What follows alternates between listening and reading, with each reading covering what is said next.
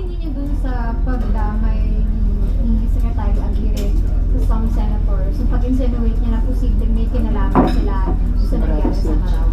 Well, parang speaking too soon or shooting from the hip, Kasi siyempre, pagka may sinabi ang Secretary of Justice, dapat verifikado.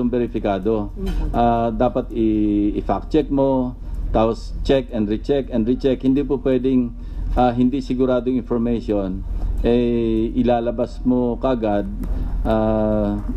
talagang ma-open ka na ma-misquote o kaya makuryente. Sabi ka dito, it is possible to have Aguirre's confirmation revoked by CA given his sensitive position that deals with law and facts. And hindi po pwede yun, sir? Hindi pwede, na-confirm na siya. Ang po pwedeng mangyari, kung mawala yung tiwala ng Pangulo sa kanya, tanggalin siya.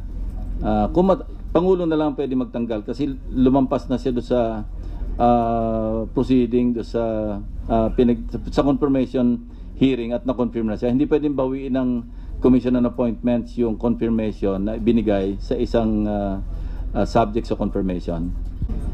Di ang message naman sa kanya, wala ka naman kadala-dala. Kaya lang nasa kamay na, sir, ng Pangulo ngayon. Siyempre kasi tapasin siya sa CA.